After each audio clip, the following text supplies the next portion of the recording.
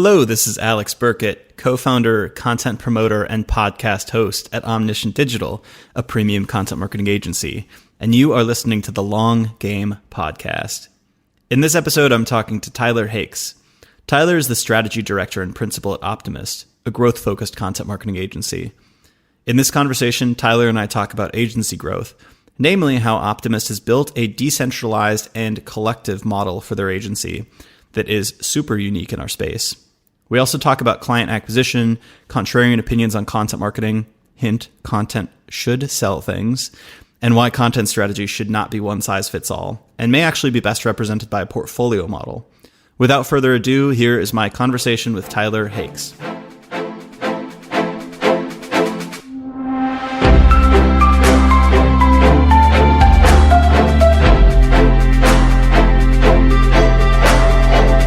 I thought we could start with this because this is very ephemeral. This is like a recent thing. You talked about how you've been in business for 5 years. I saw you tweeted about that and wrote a little post.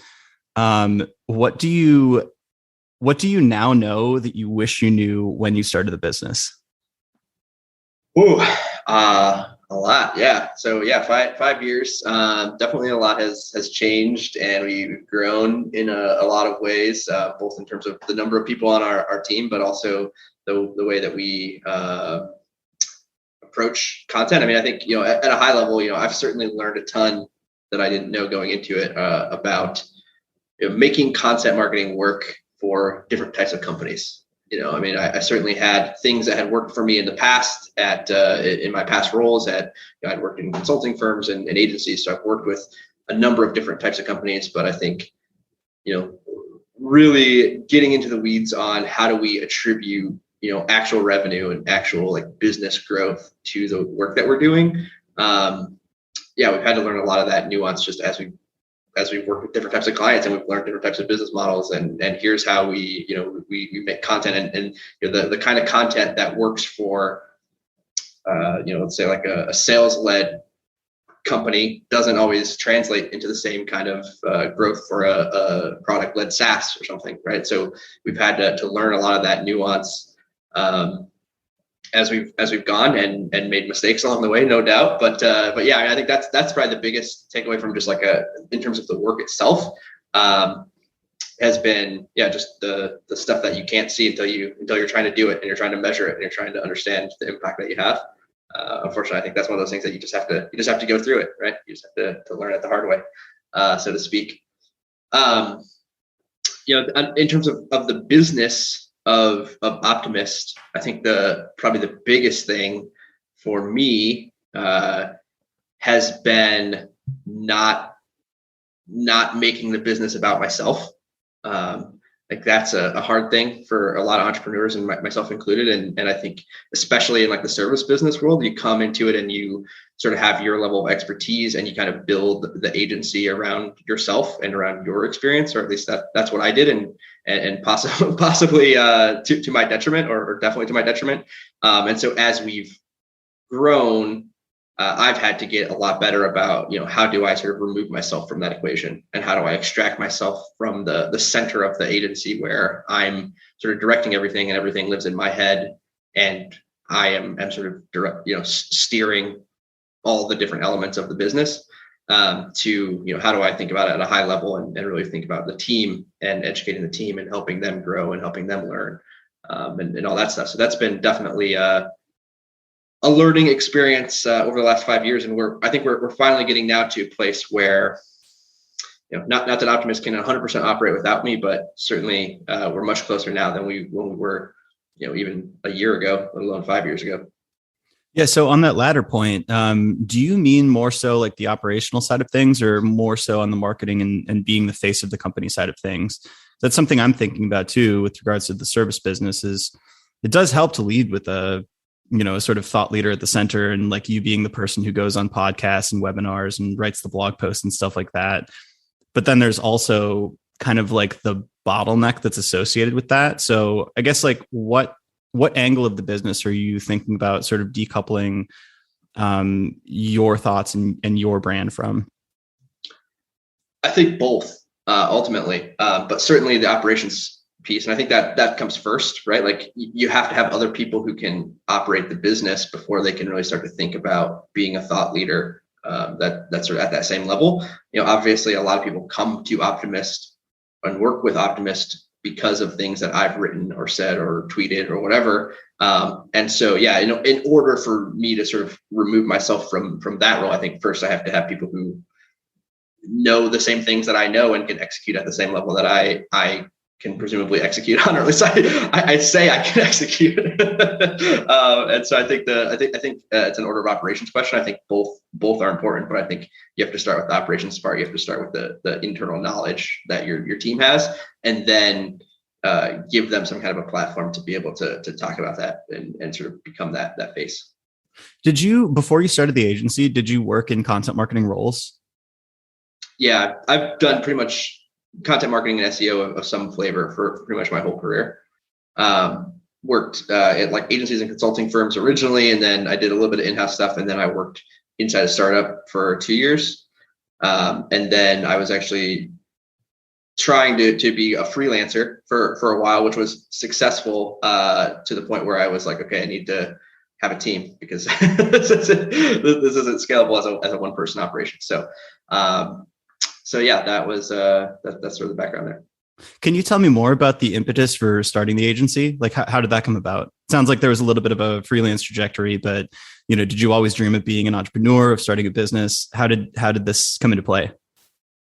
I think I've always been interested in working for myself in some capacity, and I think I thought freelance was going to be kind of the way to do that. And I think it certainly could be. Like I think in another life I could have continued to be a freelancer and been probably perfectly happy.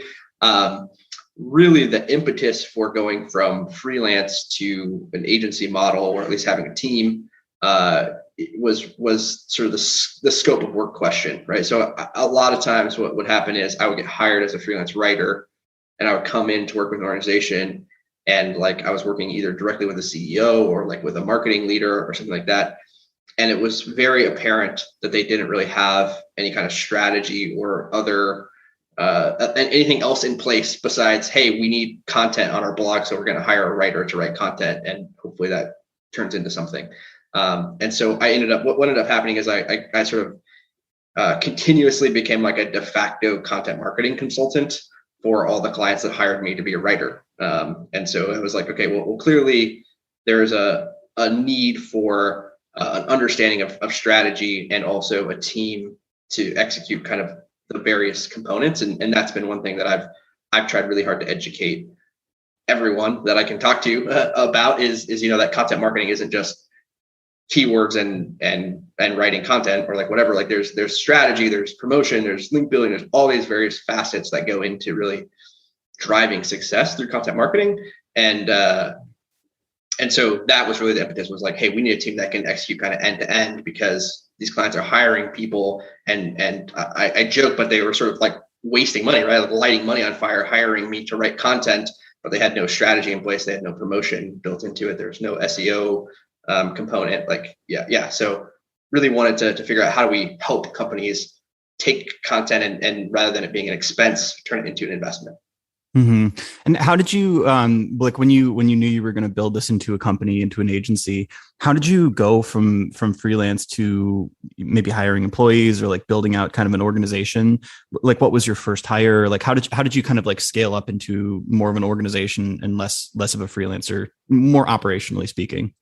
We cheated. This is the short answer. I mean, so the whole Optimist model is sort of the anti-agency. And so the whole premise of Optimist has always been that we wanted to be a collective of sort of autonomous, smart experts at the various roles. And so building the team and sort of, there wasn't sort of that, okay, we have to hire somebody now and it's going to cost us X dollars a month. It was, hey, we need to find smart people who can be writers or strategists or designers or whatever, and sort of get them all talking and then start getting clients and start, putting together the team for each individual client. And so, from an operations perspective, it was literally like I put out like a job post, or, I call it a job post for lack of a better term, but it was basically like, hey, I've got this crazy idea for this, sort of collective agency model, and I'm looking for people who have experience doing this. And if you are interested in doing this, like you apply, and then I vetted people, and then we basically just built the team in Slack until we had some clients coming in, and then just started work when it was available. So this is fascinating. I definitely wanted to dive into this one. So that's an interesting starting point. Can you tell me more about this? I'm calling it like a decentralized model of building an agency. You use the term collectivist model. Can you tell me how that looks today? How does that differ from your typical agency? Yeah, I mean, so we started with a couple different, premises that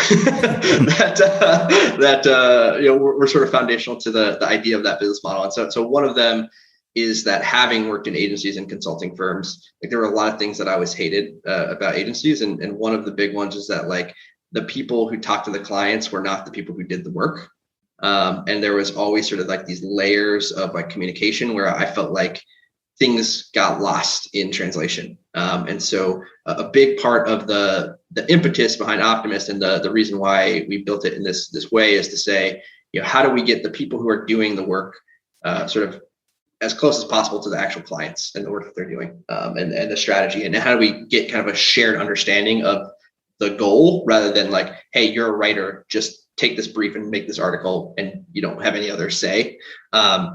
And so that was a big part of it. And then let's see. Sorry, I lost my train of thought for a second. The other, what was the other thing I was going to say? We can dive down that rabbit hole, and the experts leading the call. I think that's a fascinating point, because one thing that I was thinking when you mentioned that is, I don't know if the other way is going to work for long. Because it seems like with our agency, so we have in-house employees, and then we have a lot of contractors as well. But everybody who's doing the client calls is a practitioner as well, which you could also argue there's some downside to that, because it's like you kind of have two specialist areas, right? Like there is a skill set to account management, and then there's also obviously a huge skill set with regards to SEO and content. But I found that on these client calls, clients are getting smarter and smarter with regards to the ins and outs of SEO and content. And like, if you don't know the ins and outs of like the link building process, or why we're clustering blog posts in a certain way, or why we're prioritizing certain topics, it's very difficult to provide stock answers and actually build trust with the client. So I can't imagine, I mean, I don't know how it was 10, 20 years ago. I wasn't running an agency then, but I can't imagine the other model sort of working and just giving these boilerplate answers and, keeping a client for very long, just given like my experience with clients anyway.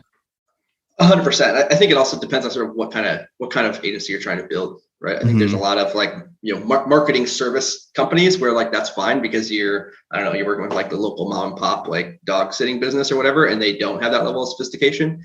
But anytime you're working with sort of a reasonably sophisticated client, I think that's, to your point, I think that's where that model really starts to break down.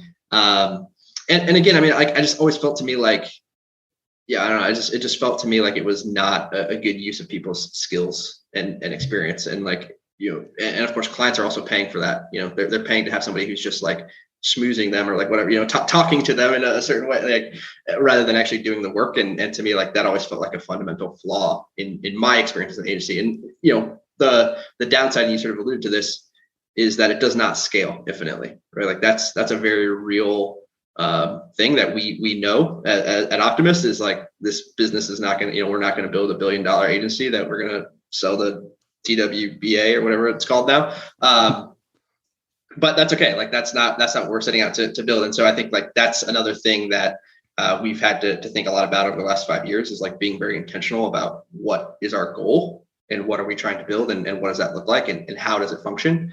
And yeah, it's a level, like a specialist agency that serves a fairly sophisticated client, where that model of having account managers and whatnot is not the ideal. But again, the downside being, we can't service 100 clients. Like we can only service a few dozen probably at most. So what are the goals and the kind of stated objectives? You mentioned really digging deep and clarifying those things. What are the kind of what's the long game here? Yeah, I mean, I think the long game for us as an agency right now is to just reach sort of a stabilizing point. as I said, probably a few dozen clients is kind of what we're hoping to hit. And then at that point, probably look to do other stuff outside of the agency work. We might, diversify into some other revenue streams or something like that. But I think, realistically, as an organization, like Optimist doesn't grow much beyond a few dozen clients or so. That's really cool. It's rare that you hear goals stated with not only that clarity, but also like you're inherently omitting certain things, right? Like I think a lot of people say their goals are like to grow by 50% or to get to this milestone, but there's really no end in sight. Whereas you're like, all right, it's going to be capped here. And by omitting sort of like that agency growth, you incentivize other streams of income or other areas to grow or expand. So can I ask about, like, I don't know if you have any of those things like planned out at this point, but you mentioned potentially diving into other revenue streams and areas of growth. Have you thought through that, or what's the plan there? Yeah, I mean, I think our goal, very early stages right now, but I mean, we have some sort of foundational things. So like, for instance, about a year ago, we launched our community, which is called Top of the Funnel, which, it's just like a free open Slack community right now for kind of all things content marketing and SEO. And we have some stuff going on there.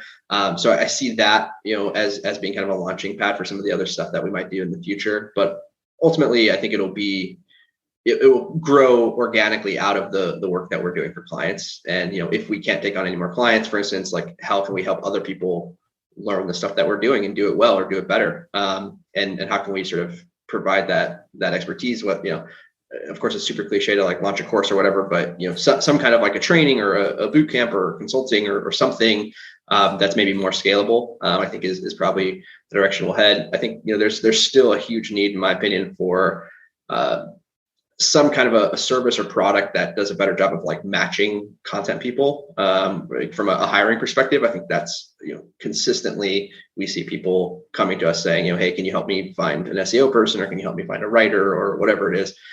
So I definitely think there's like some opportunity there for us to help, because the other thing that we have, I guess, to our advantage that we're not fully taking advantage of at the moment is we have tons of people who apply to work with us inside our team. And again, we do have sort of a finite size of our team based on the number of clients that we can take on, and a finite amount of work to provide there. And so to whatever extent we can help those people, either level up or find work or do whatever, like I think there's sort of a baked in opportunity there for us to help people.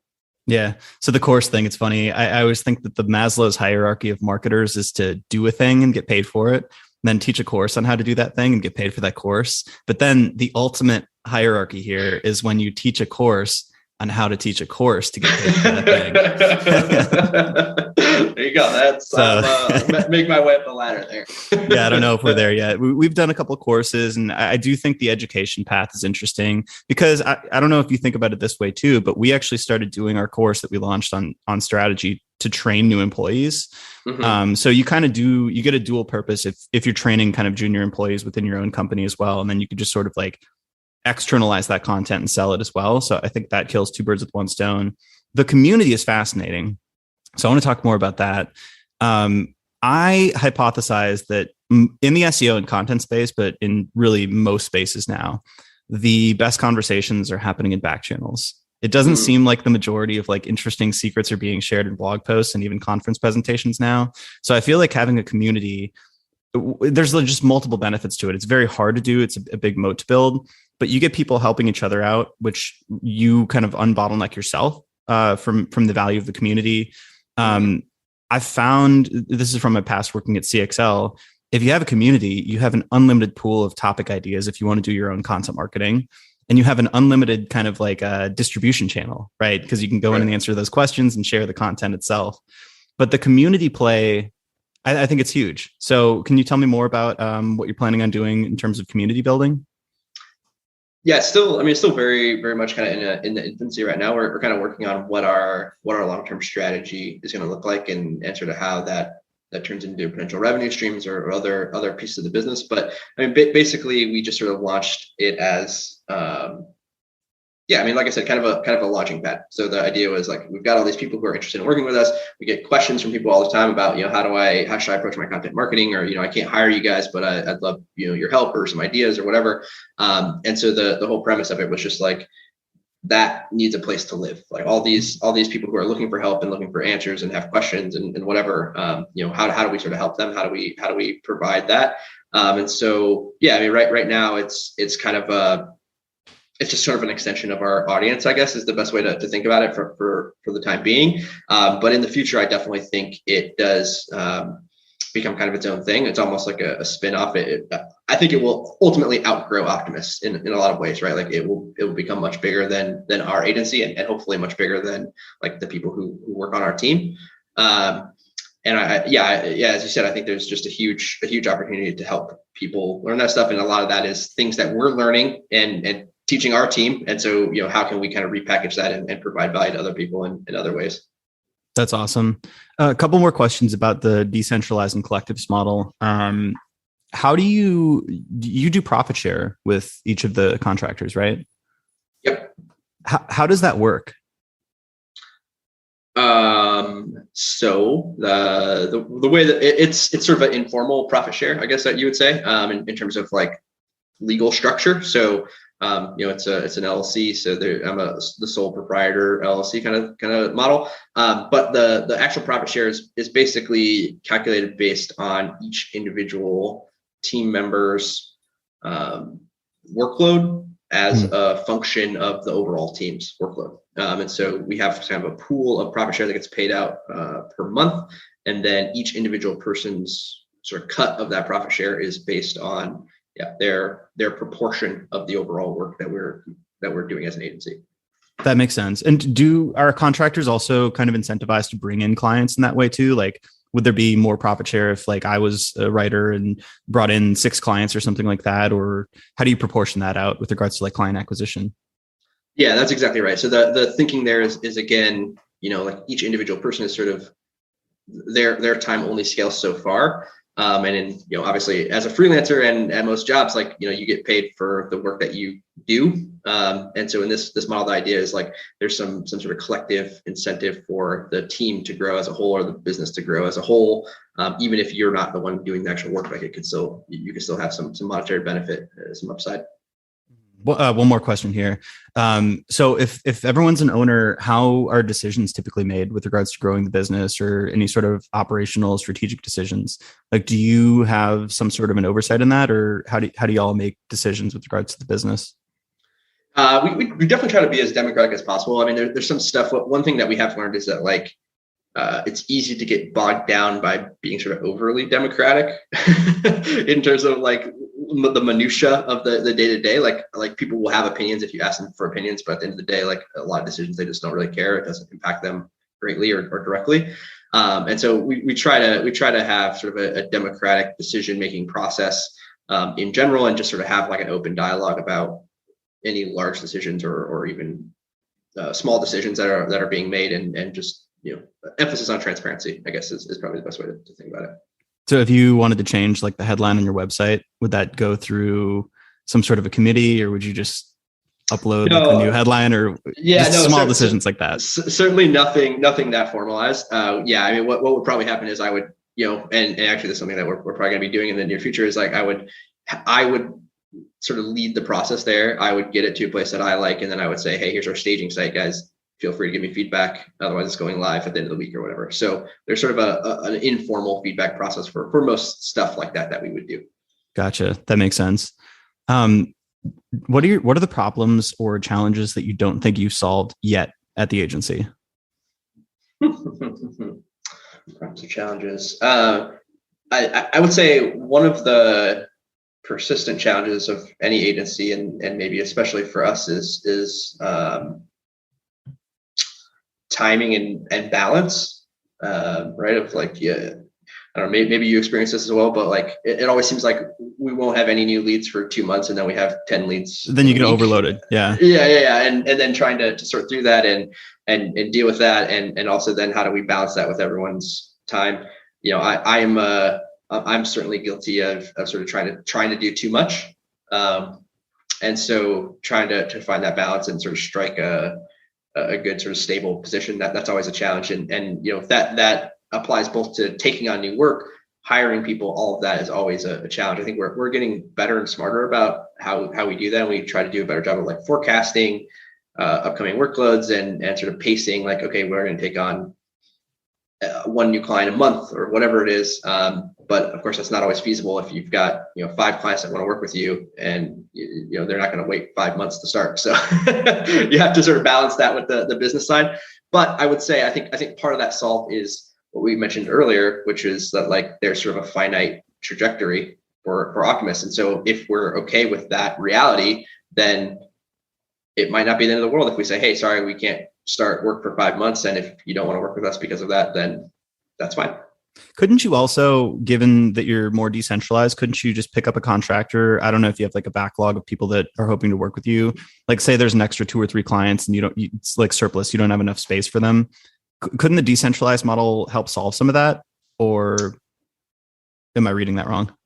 No, I think it could in theory. I think the challenge, the quality control maybe. Yeah. And a lot of and I think like part of the bottleneck is that the people on our team don't have the capacity. And so then you would be talking about like, okay, can we build like a whole team of people who are not on the Optimist team? You'd also just like on the bench. Yeah. So I think that would be the main challenge. And then the other thing is that like, there are just like specific roles. So like, for instance, like we might have a client that comes to us and we say, okay, yeah, like we could help you with the writing and the design and the promotion, but like, we don't have any strategists with availability or whatever. So then that becomes a question of like, okay, how do you kind of piece it together?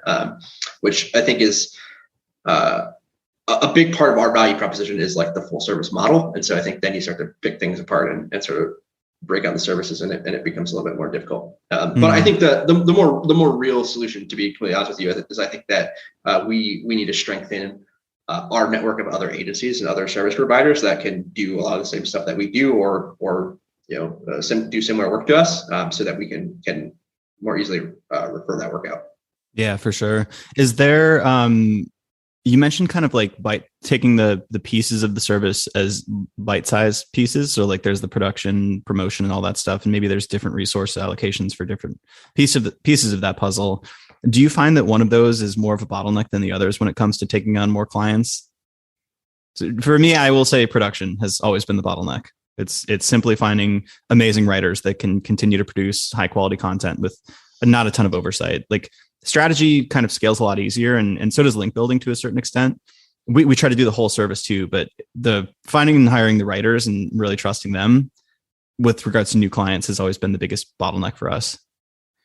Yeah, I mean, I think writers definitely, and then for us probably strategy, but I think that's also been a bit of an artifact of the agency being built around me as being a strategist, right? And so as we've sort of ramped up there and had brought on some other strategists, that's been helpful.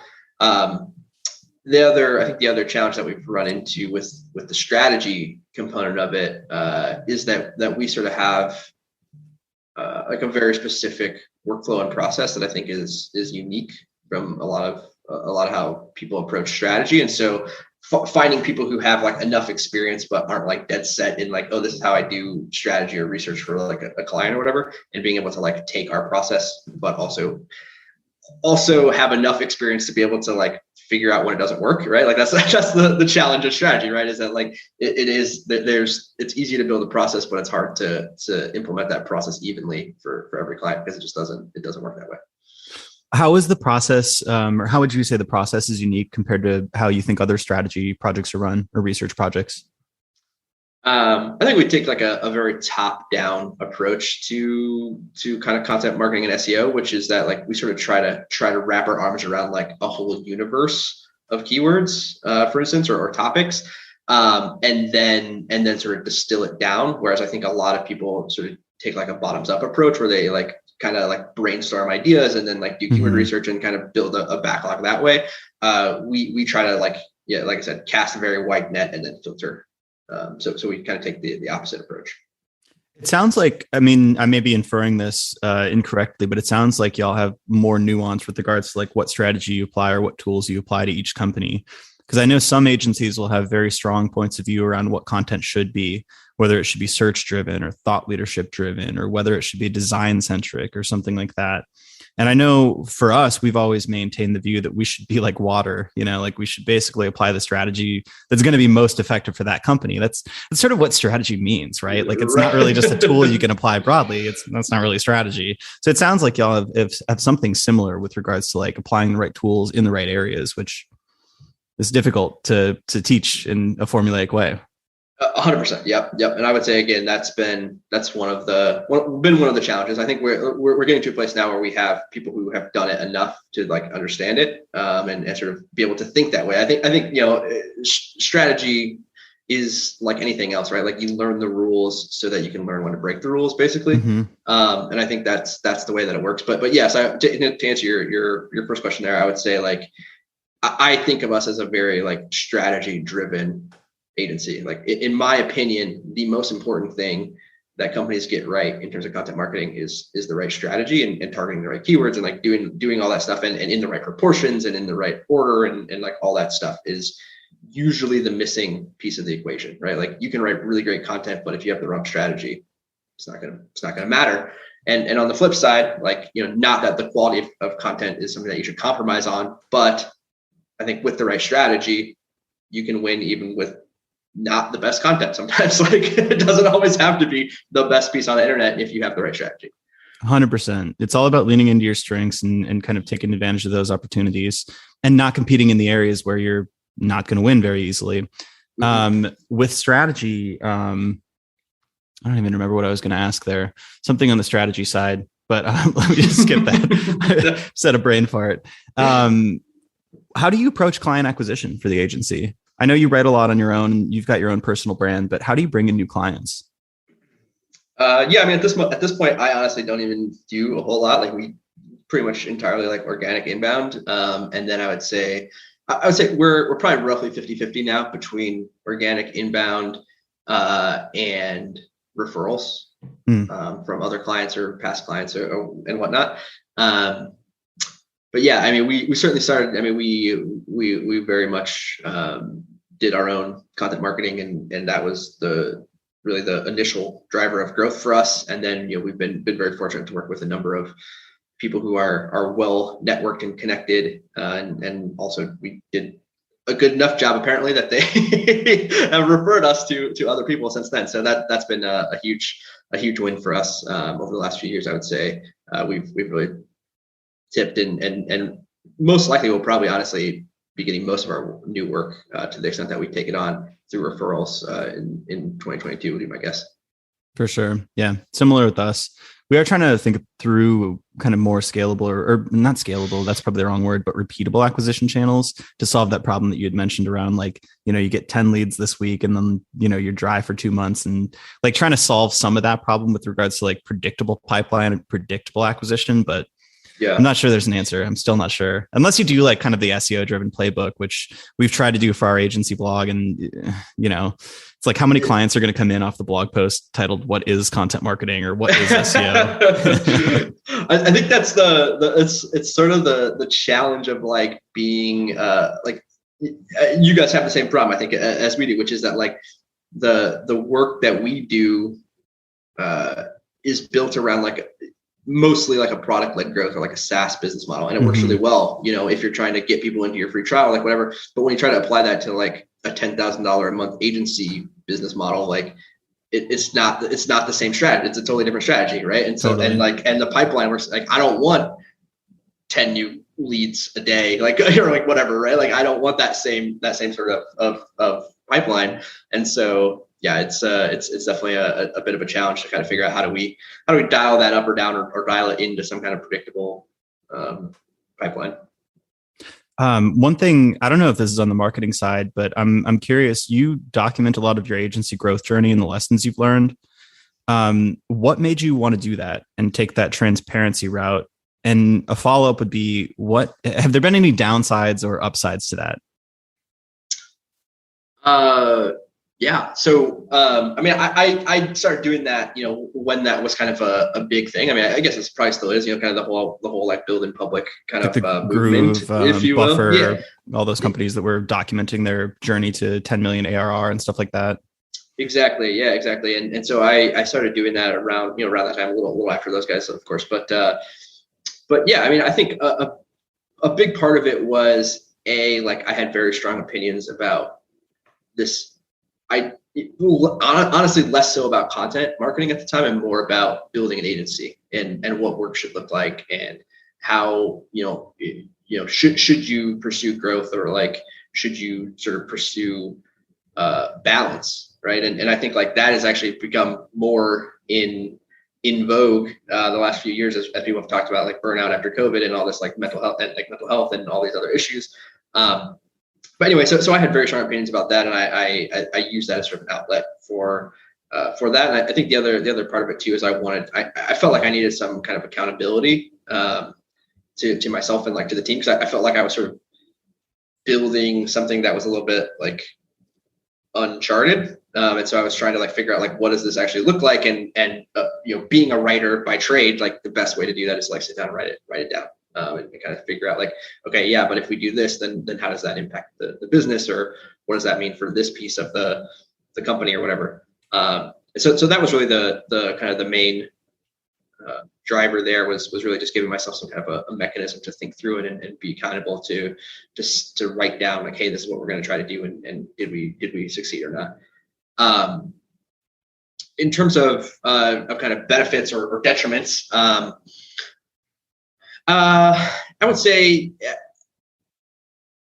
at times it's constricting, certainly like there are times where I write something down and I look back at it now and I'm like, man, I was an idiot. Like, why did I think that we were going to do that? Like, that was stupid. That was a stupid decision. Or on the flip side, I'll be like, oh, we can't do this because I wrote in the blog post last year that we were going to do this instead. And so then I have to sort of wrestle with that. And I think that sometimes takes up like extra cycles in my brain.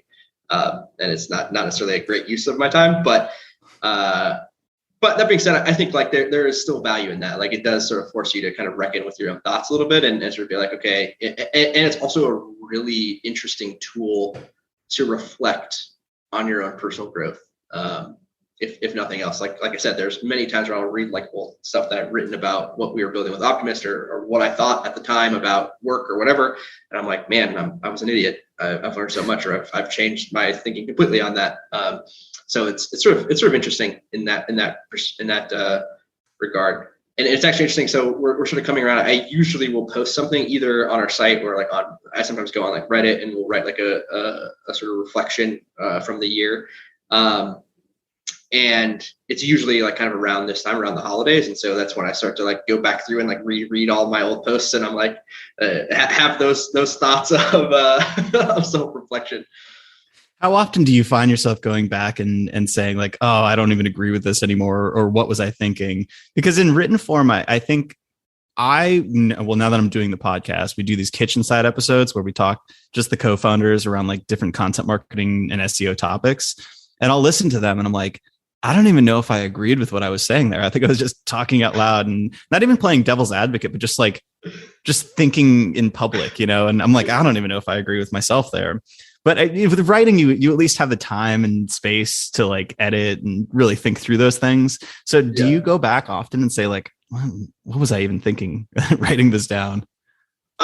Sometimes. I mean, I usually know what I was thinking, and I recall having like a specific opinion at the time. But as I said, regularly I go back and say that was dumb, or I have completely changed my thinking on this now.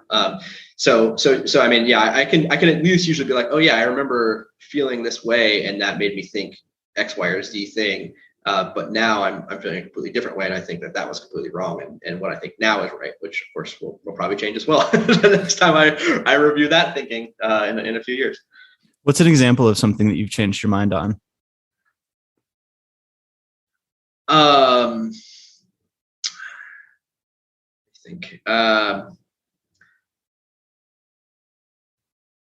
so this is actually really, I would say very recent, and we really haven't even like sort of publicized this yet. But one big thing that we're really trying to do now with Optimist is really focus on which clients we serve best and sort of where we're best. And we have traditionally been, as part of a quote unquote full service agency, we've made a lot of concessions about what kinds of content we will do and what different strategies we will pursue for different types of clients. And I think, in the early days, especially, I thought that was like a feature rather than a bug. Like we were sort of going to be the everything content marketing agency that could like deliver results for all kinds of businesses. And now the more I think about it, the more I think that like has forced us, as I said, to compromise in a lot of ways.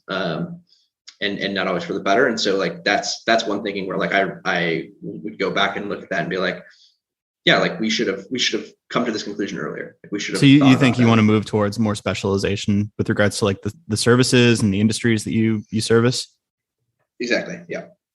That makes sense. Conversely, is there any opinion that you've held that was a strong opinion that was controversial at the time that has since, like you've been since proven right and people agree with you on?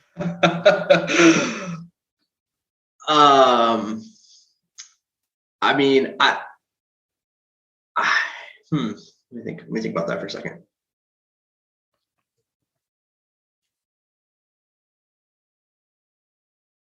I think that a lot of my thinking around like agencies and like marketing service companies has sort of been proven right in a lot of ways. As we sort of talked about, I think like there's definitely been a shift away from kind of like the traditional like marketing services company, and more people are interested in like, how do I get a team of like experts that can do a specific thing and deliver an X result rather than just check the boxes on my marketing budget.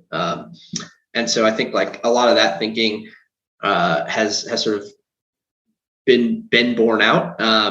And then I also think, as we mentioned before, I think a lot of the thinking around sort of having a more balanced and kind of collective approach to building an agency or to building a company, I think is also something that a lot of people are more interested in now. I just had a call with a guy the other day where he was like, I have started an agency and like I really want to like run it as like a collective, and like I want to emulate like this thing that you've built or that you've documented. And so I think a lot of people are thinking about sort of equity in the workplace and mental health and like all these issues that I think 5 years ago were, at least as far as I knew, they were not as common to talk about publicly. Mm-hmm. One thing that's been interesting to me since I started running Omniscient is just how many ways there are to cut this cake. And it's like an agency business model, which you would think would be relatively straightforward and like you would run basically a playbook. But even us, we're kind of a hybrid with regards to using many contractors plus some in-house. There's some agencies that basically hire everybody in-house, including the writers, their link builders, et cetera. Like everybody's in-house. And that sometimes forces people to specialize in a very narrow niche because then they can service all those clients. Then there's collectivist, decentralized models. There's so many different ways to do this. And that's why these conversations are fascinating. I get to learn about like all the different ways to build and grow what is essentially a very similar kind of service or product or agency. So that's been fascinating to me, just learning about how many different ways people are doing this. Mm-hmm. Yeah, totally. I mean, and I think that's another thing too, where like I think there's some thinking that I had there around sort of like this, utopian version of this business model that I thought, maybe I believed in a little too strongly in the early days. I mean, I think we have adhered pretty well to like the overall vision of having this like collectivist model and like doing the profit share and all that stuff. But as we've grown, we have definitely had to make changes and make adjustments. I mean, we've made like multiple iterations on sort of how we do our accounting and stuff to make sure that we're sort of divvying up the profit share fairly and like doing all this different stuff.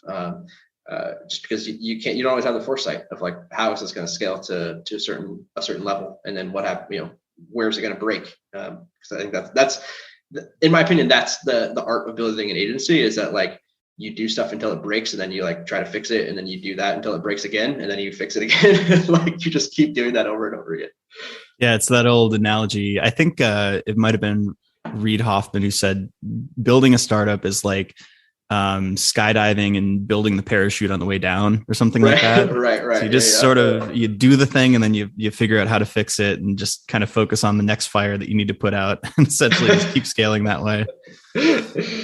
Is there any, like what's something that you believe about content marketing and SEO that most people would still disagree with you on today? Like what's a strongly held kind of contrarian view that you have about the space?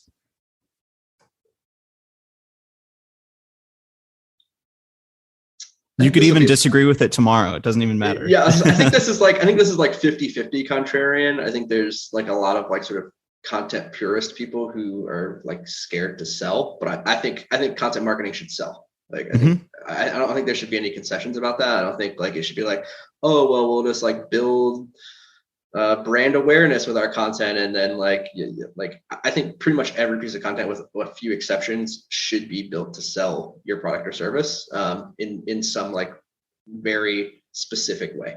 Now again, there's obviously nuance to that, and depending on the specific use case and whatnot. But I think like, again, there's still probably like 50% of people who operate in the content space who view content as art rather than business. And I definitely, I lean into the business side, and especially looking at the metrics and the numbers for clients, and like trying to figure out like, how do we justify the money that these people are paying us to do this work? Like, you think really you shift really quickly to, okay, how do I show ROI? How do I show actual business value from this content? I super strongly agree with you. I do think the tide is starting to shift, because I think like it's like there's kind of a couple waves of content marketing. Like I look at the old wave of maybe marketing profs and Content Marketing Institute, which was just like publish whatever, like guest blog everywhere. Like it was just like a kind of spray and pray approach, because nobody was doing it at the time. So it's like, just put your stuff out there. Mm-hmm. And then HubSpot came in and it's like, no, build an audience, like build thought leadership, like write about what you know, and like kind of like create, but don't sell, right? Like it's all inbound. We want to basically like create some trust there.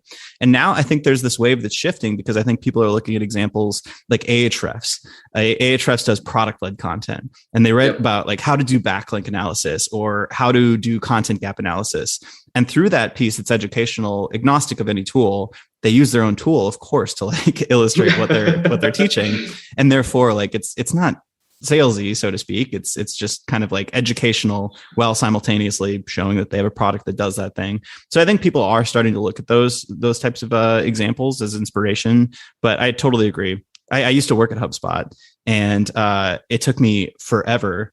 I won't go into like too much detail here, but it took me forever to get our content team to mention our own products on listicles that would be about our product category. You know, it'd be like the top 10 CRM tools, and like we wouldn't put ourselves on the list because it was salesy. And I'm like, our logo's on the site. Like people understand that we're biased. Like we're good. 100%. Yeah. And I agree too. I think there has been like a shift in the tide. I think part of it is an increased sophistication. Right. Like I think people are better able to understand like the impact that their work is having, like their content is having on the business, which I think it makes a big difference. I think for a long time, it was a lot of like hand wave. You just be like, oh yeah, like we got traffic, so therefore that means brand awareness. And so that must be valuable to us somehow. And now it's like, in some cases we're, getting extremely granular on like attributing specific revenue to specific blog posts or like whatever, different things like that. And so I think with that tool comes an extra level of desire, at least to sell, to make your content function as an investment for your business. Do you have opinions on what content marketers should be goaled on, or what the KPI should be? They mentioned a revenue target per blog post even, like, but what do you typically associate with content marketing success? Yeah, I mean, I wish I'd tell our clients like, ideal for us is like, I want to own as deep in the funnel as we possibly can, and as deep as we can sort of accurately measure, essentially. So I mean, yeah, if we can get to the point of like being like attributing revenue back to specific content or specific pages, like that's ideal to me. but not every business is that like feasible, and not every business has like the technology to do that well. But yeah, I mean, I think at the end of the day, like the North Star should certainly be some kind of business metric like that. That's at the end of the day, like at least the work that we do, like what I always tell our team is like clients don't hire us to make content; they hire us to deliver business growth. Like that's what we're supposed to be doing as a company. And so I think that's the North Star metric. And then from there, there's a whole other host of metrics. Every client for us is unique, but I think everything from some sort of top of the funnel kind of stuff like traffic and organic traffic and that kind of thing to like leading indicators around like footprint, keyword footprint, and domain authority and that kind of stuff. But yeah, at the end of the day, I definitely try to get as deep in the funnel as possible. That's cool. Yeah. You could tell this is a perspective coming from multiple angles, such as an agency owner and having worked in content marketing roles in the past. Because I totally agree with you. We tend to bill ourselves on business goals as well, which sometimes differ. Like you said, sometimes we can't get down that far down the funnel with regards to revenue, but we try to. Sometimes there's proxy metrics like lead conversion rate or something like that. When I talk to content marketers, pure content writers, sometimes there's a sort of frustration and hand waviness that comes with goals. It's like, well, if we goal ourselves on revenue, we're kind of like disregarding all the additional benefits that content has with brand awareness and partnerships and all these various things. But it's like, that's the trade-off. I mean, like I'll happily take a direct response sort of performance metric, and then all of the additional benefits, I'll just accept those. And like, we don't need to track those. But if I can at least like align myself on one thing that I know the business leader cares about, then I know we have like the buy-in for the longevity of the program. And certainly like through the means that you're using, through the strategy you're using, you're going to build up some brand awareness. You're going to probably have some fodder to form partnerships.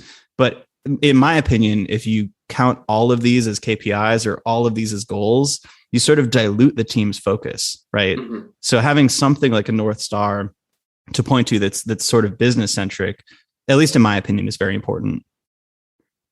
But the way that we like to think about it too is that there are sort of two levels of goals. So there's like the overall goal for like the strategy. And as I said, yeah, usually that's like, hey, we're trying to drive sales or revenue or leads or whatever. But then for each, the way that we think about strategy is like sort of taking that big picture goal and then like dismantling it into smaller goals. So like prime example of this is like, we'll create content that is specifically made to help us build links to a client's site. And the goal of that content is not to rank, it's not to drive conversions. It's just to build links, because we realize that like not all content is equally linkable. And B, links are an important part of the overall strategy and building the business results that we're trying to generate.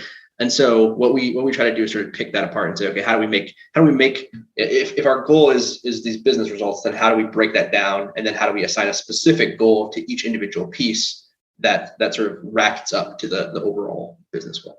I love that. Yeah. So there's a program goal, a business goal over the strategy, and then you sort of break that down into increments based on the content and the purpose of that content. I think you could scale that up too, because I know like larger teams, including HubSpot, like once you get to a certain scale, like you've got teams that are operating from a performance and acquisition perspective. So they're typically goaled on, revenue from content or leads from content or something like that. You've typically got an SEO team who is going to be trying to raise the overall kind of net of traffic, organic traffic. And then there's typically product marketing or brand or PR teams who sort of want like that overall reach decoupled from organic. And I think like as you scale, like if you're starting out and you've got like a single content team or an agency, you can sort of take that same approach with regards to like the buckets of content that you place in your portfolio. But then as your team scales and you've got multiple teams all working across different areas of content, you could simply assign them KPIs that associate with their given area, while maybe having like a VP or a director who's kind of managing the overall orchestration of that. And then you can hit those different nodes. But I think if you're trying to do too many things as one person or trying to basically take one piece of content and have it hit all of those goals, that's probably the recipe for failure. 100% agreed. I would say that's also kind of one of the founding thought, like strategy ideas that went into Optimist from the very beginning, is that like we want to have a very defined goal for each piece of content, and it can't be everything. It can't be all the goals, or very rarely is it all the goals, right? And I think that's another thing that's sort of shifting in content marketing, or I hope it is. I think when I was working with like startups and stuff like that earlier on, I think there was always this false notion that like if you just made like the right piece of content, like it was going to do everything. It was going to rank and go viral and drive links and like do all this stuff.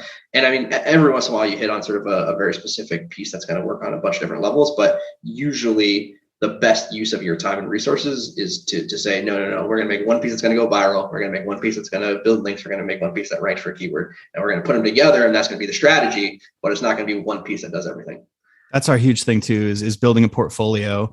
Because I think you're right. Like sometimes you do hit on random luck and get a piece that hits multiple different goals and dimensions there.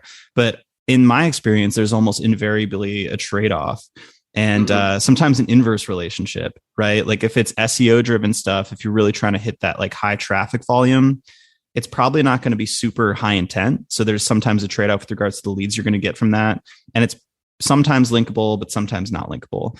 And then if it's like a thought leadership piece, right? Like that may go pretty viral, but typically it's not going to rank in search, or there's not going to be a lot of volume for something, and it might not convert well. But there's essentially trade-offs with each of these things, but they're all sort of a part of a comprehensive, sophisticated content marketing portfolio. Exactly. And I think that's the perfect analogy, is like thinking about it just like investing or like whatever, right? It's like you invest, your bonds are not going to grow 27% year over year or whatever, but like that's okay because they're a safe bet. Like they're the foundation of your investment strategy or whatever. And I think of content marketing very much the same way, where there's different pieces that serve different goals, and the I think the job of the strategy is to figure out sort of the balance and the mix of those different pieces at different times, depending on where the business is and what the goals look like, and then sort of see. Again, I think this is part of why we take like a top-down approach, is you have to like see all the options so that you can figure out which ones you want to put in your portfolio at a given time, right? I think that's another important piece of it. I have sort of like SEO FOMO a lot, where I'm like, if we don't think about this big enough, then we might miss like a very important keyword or like whatever. And so like I'm always like sort of iterating on like what the strategy is, what is the universe of keywords that are important to this business, and how do we make sure that we're getting as close to possible as capturing all of it as we can. Yeah. So the time series thing or the company stage thing is a super important point. In ours is kind of like a sliding scale, right? Like in the early days of a company, when you're first starting to build up the content machine, it's likely you've got low domain rating, low website authority, and it's going to be very hard to rank competitive pieces. So we'll typically over-index on some of those thought leadership and link bait style pieces.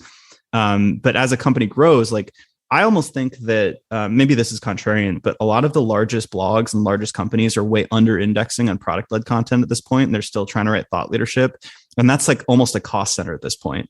They've got an 85, 90 domain rating, like Unbounce. You should just be publishing listicles on the top 10 best landing page builders and just start printing money. Like you've got this privileged point, right? Like, but when you're earlier, I think a lot of companies do the opposite, and they're like, all right, we need to have a fast payback period. We need to get these pieces ranking, and we need them to produce ROI right away, without realizing you've got to like kind of build that garden first, so you can actually like, so you can harvest it years later. But I almost think it's done inversely in many occasions.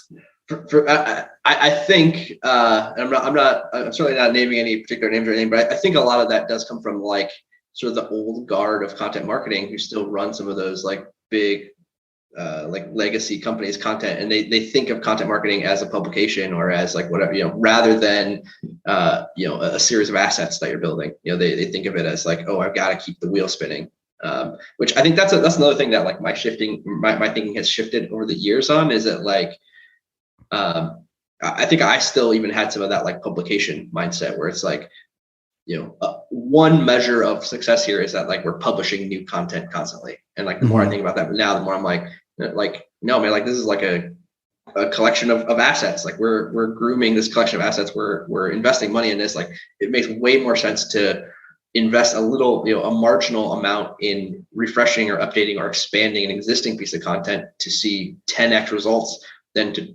throw another dart at the board by making a new piece. Like in most cases, you're going to see much better ROI by sort of maintaining content, at least to a certain extent, when you get to that point where you have a lot of existing assets, right? And really taking that asset-based approach. That's such an interesting point of view, and calling an asset is very similar to an idea. I don't think we've discussed this as an agency, but I want to do an episode, maybe a kitchen side or a blog post on this.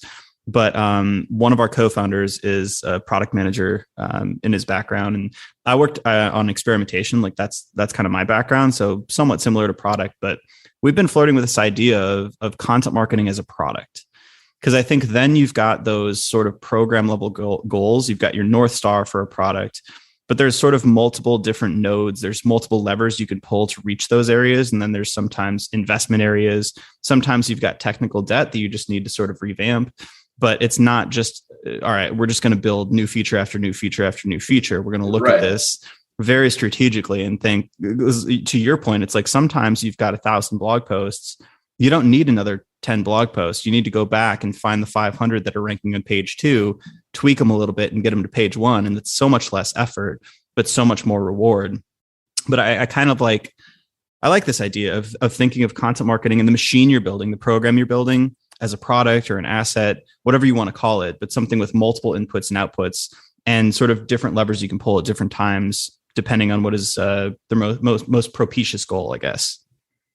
100%. Yeah. And I think that sort of expands too to a lot of the other sort of adjacent stuff that we do, right? Like link building or like whatever, right? Like link building can be its own goal, but it can also be one of those levers, right? It can be like, oh, hey, look, like we're bottom of page 1 here. Like if we build a couple links, like we think we can really, again, increase the value of this asset that we built. And having that as sort of a tool rather than like a strategy unto itself. Absolutely. Do you mind if I switch up and go more on you and your productivity and background? Sure. Yeah. By all means. All right, cool. So tough question. Who are you chasing and what's your long game? Who am I chasing and what is my long game? Oh boy. I'm gonna have to think about this for a second.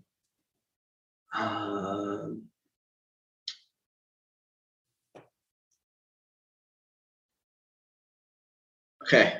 All right, I'm ready. I think I'm chasing myself minus my anxiety. I think like that's a big driver for me. Is like sort of how do I get to a place where I'm like happy and comfortable. I think, you know, for better or worse, I think many entrepreneurs like have a hard time being happy with what you have, right? Like you have like this sort of like that's sort of the curse of ambition, I guess, which I hate to say, like I sound like such a douche by saying that, but is like, you know, when you're trying to build stuff and you're trying to like make things and grow stuff, like it can be hard to be like, okay, this is good now. Like we're happy with this. Like this is where it's at. And you can tell from what I was saying earlier, like logically, I know that is an okay outcome. And I want to be like, okay with that. But I think like, as an individual, it's something that I constantly struggle with is that like, I will get bored or I will like, I'm not making use of my time, you know, in a productive way. So I think like that's maybe a cop out answer, but I think like, yeah, at the end of the day, like I always want to, I feel like I'm always sort of chasing that like ideal state of like trying to find some kind of balance for myself. Yeah, no, that's an incredible answer. And I definitely resonate with that. It also reminds me a little bit of one of my favorite speeches is Matthew McConaughey did his acceptance speech at I think it was the Oscars. And he said that he was aiming for himself in 10 years or something like that. And he had a very similar style answer with regards to like this mixture of gratitude and ambition and being proud about being where he is now in 10 years. So I think that's a really interesting way to frame it. And yeah, that idea of the constant dissatisfaction, it's such a two-sided blade because it does make you, it gives you that, I mean, the initial impetus for your agency and like thinking through almost the inverse and saying like, what do I hate about the normal model and what do I want to build instead? It's got to come from a little bit of a place of dissatisfaction. Otherwise there wouldn't be that fire to go execute on it. Right. 100%. Yeah. And I always like, it's sort of a running joke with my wife and I because like I'll tell her something like, oh yeah, like one of these days I'm just gonna like let somebody else run the agency and I'm gonna retire. And we both sort of laugh because it's like there's no universe where like I would be happy with that existence. Like I would start something else. I would do something else. Like I'm just just. I was sort of just wired that talking way. about that. I was talking about how, man, I wish I could just like retire and kick back and read books and write a little bit and just chill for a bit.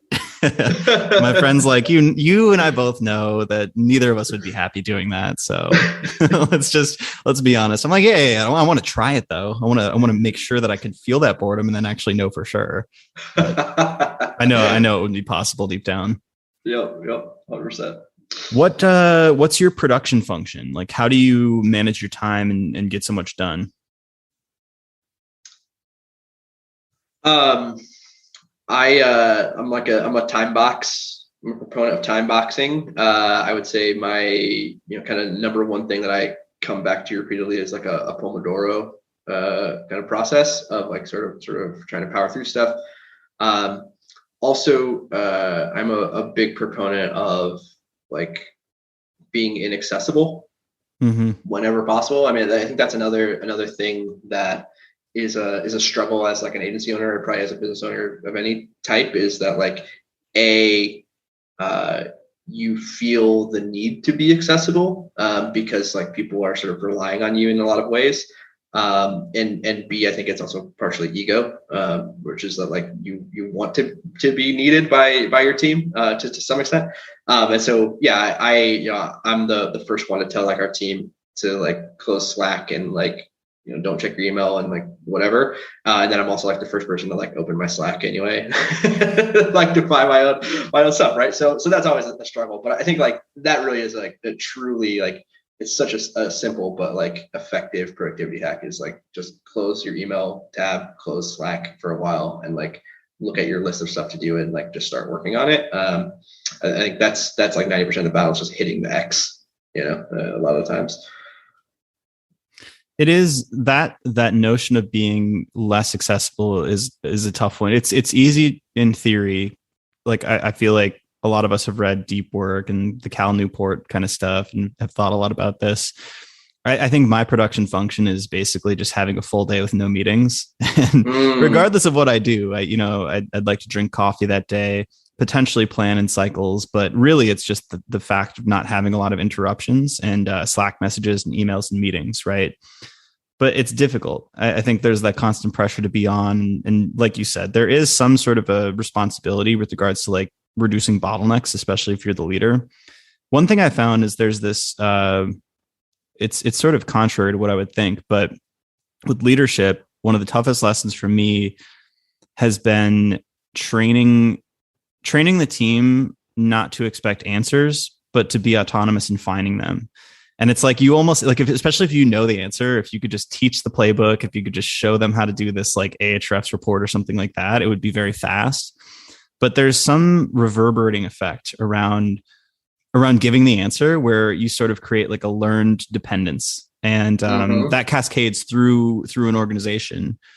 But there's a fine balance because you want to maintain quality control and quality assurance while also making people very effective, autonomous kind of producers as well. That frees up your time and usually creates solutions that, speaking for myself, I probably wouldn't have even had the smarts to come up with. So that's still a challenge that I'm kind of working through. But yeah. Yeah, one of the other big unlocks for us in the last year has been cataloging and documenting things. Which I think you've probably heard a million people have said that is like a key thing to sort of growing and scaling a business. But as I said, because the agency was so centered around me, like that was not a priority for us for many years because a lot of the stuff was just in my head and coming out of my brain. And so it didn't need to be documented. But I think that's been huge because, yeah, I mean, like, for instance, like now, like, I think something that would have been a question in the past is now like, hey, it's in Notion. And like, yes, you sort of retrain people to be like, hey, rather than my first instinct being to ask, my first instinct should be to go look at Notion and see if that's already been documented or answered. And so I think that's a huge one. And I think like that also,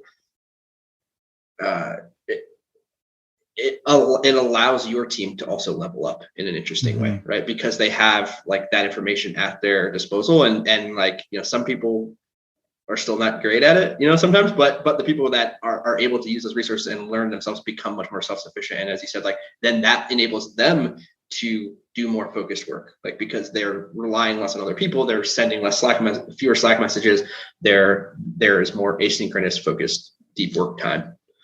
The next level to that too, and something I haven't figured out how to incentivize or promote, is building almost a culture of documentation.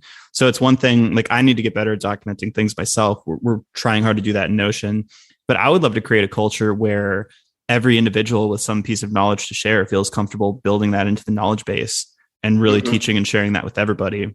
But it's one of those things where documentation is often looked at as a chore and, something that sucks away time from the actual job. But I haven't found a solidified way to build that into the culture and incentivize that. But I do think that would be amazing to get like this constantly moving, constantly additive piece of knowledge. 100%. Yeah. I would say our documentation efforts have been pretty top down still. But yeah, we also talk about that. And the other thing that we just talked about is like, what are the mechanisms for enabling information, knowledge sharing across the organization in a more structured way? So it's not like, hey, how do I do this or whatever, but it's, either people are documenting things, or we've talked about having like people on our team hosting like workshops and things to like sort of cross share their knowledge or their learnings in some way. Because I think like that is a challenge for knowledge work in general, and like especially like service work like this, where it's like you just got to get your 10,000 hours in or whatever. Is that like a lot of that experience that, the only way to do it is to like go through the reps, or to have somebody who's already done those reps like tell you what to do or teach you how to do it. Yeah, absolutely. Do you want to switch to a couple of rapid fire, non-content, non-agency related questions? Sure. They don't have to be rapid answers, but it's just sort of tangential, miscellaneous stuff. Who do you admire professionally and why?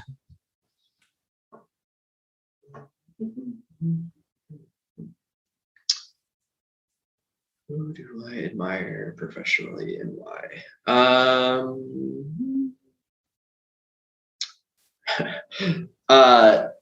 Somebody that I really admire, this is maybe a weird answer, but someone on our team, his name is Pratik.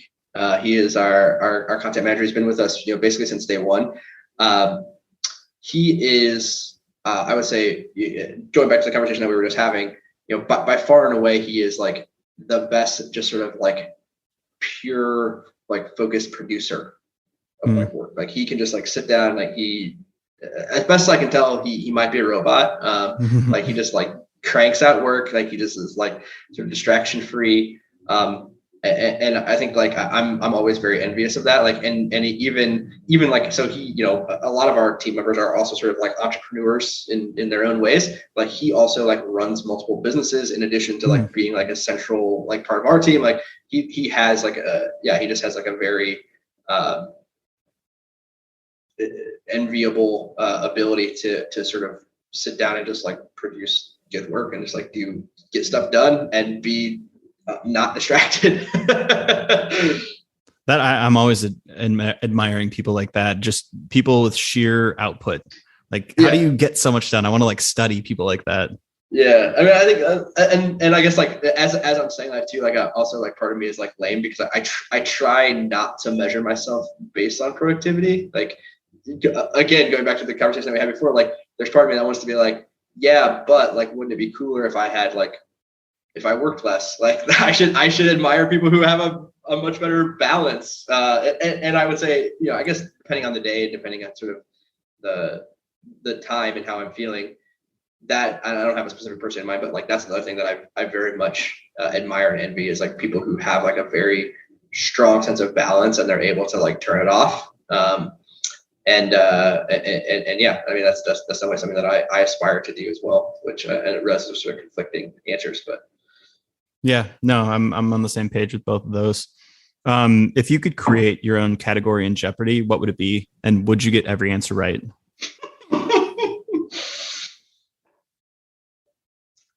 Interesting. Shoot, man.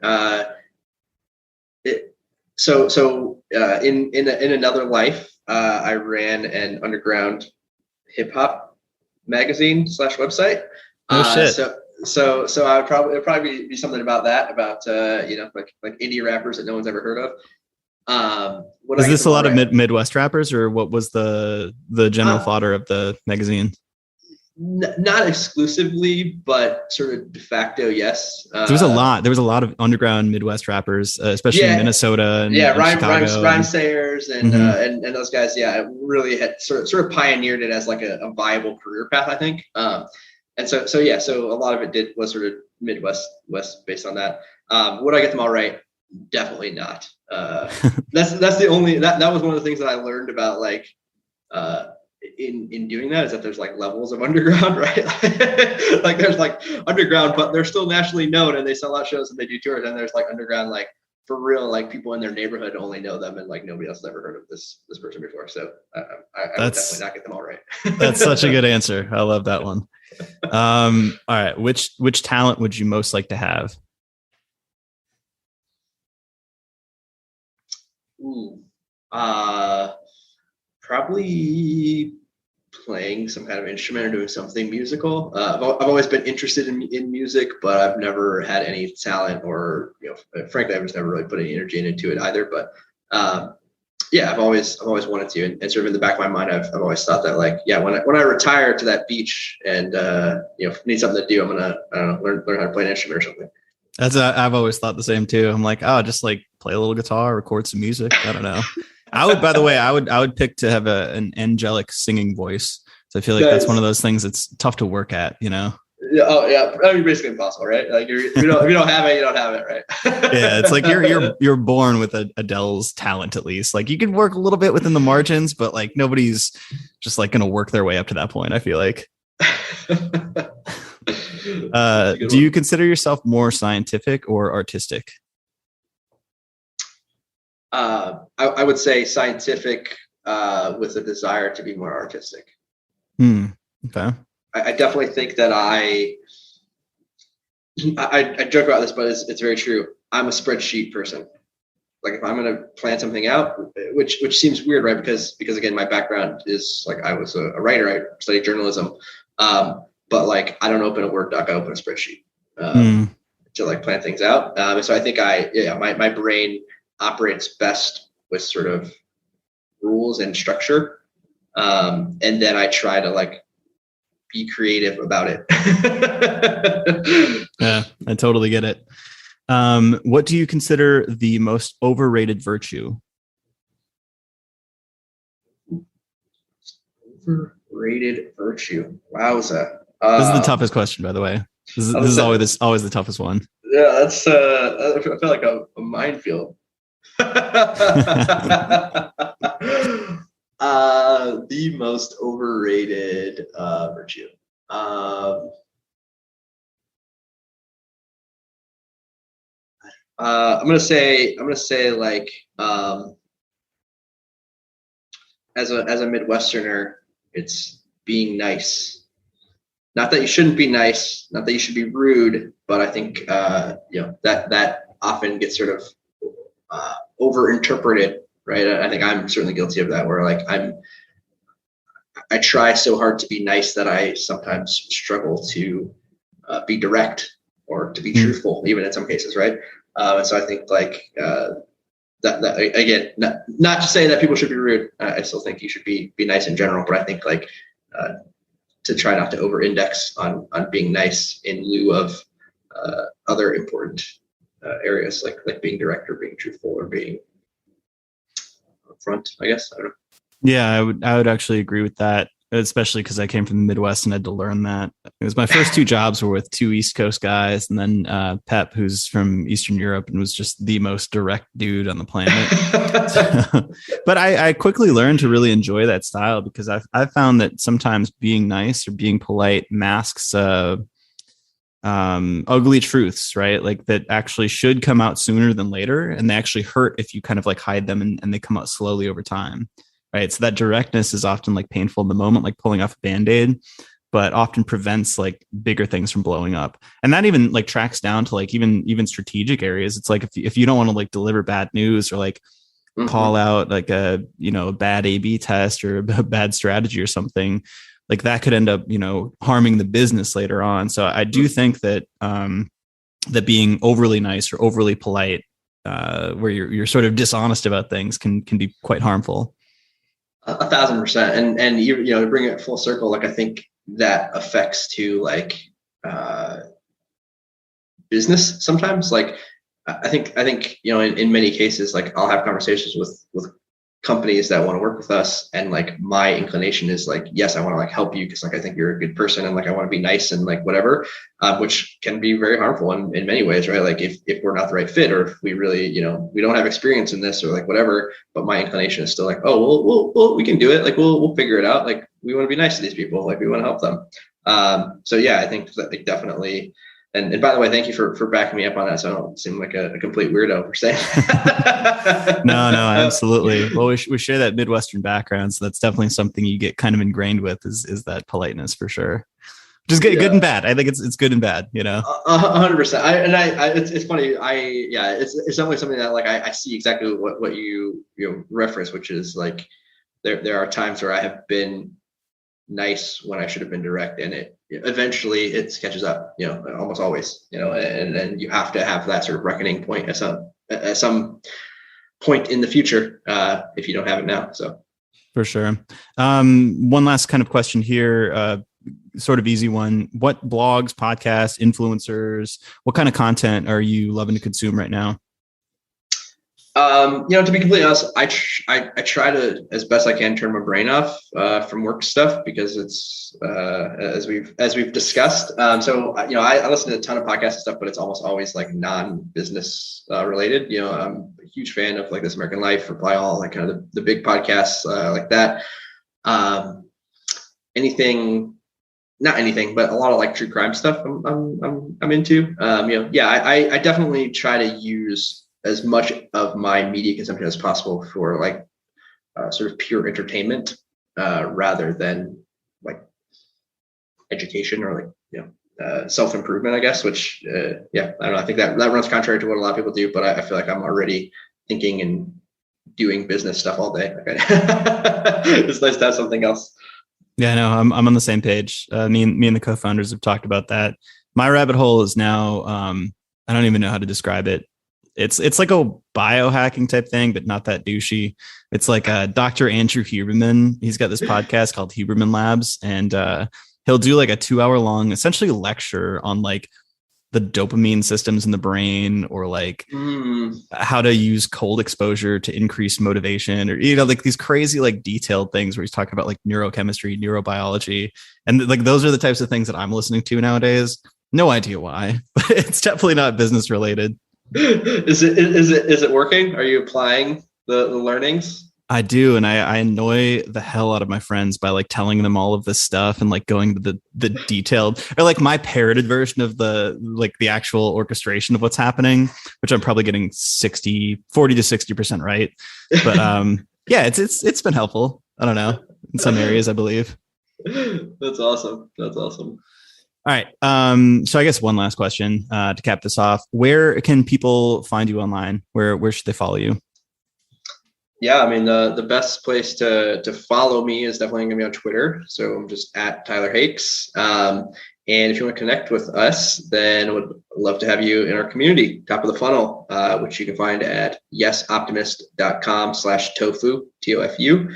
And as I said before, it's a free Slack group, so you can just join, and I'll be hanging out in there along with we've got like 1,200 members now, so it's a pretty big group of content and SEO folks. Hell yeah, and we'll put all that in the show notes as well.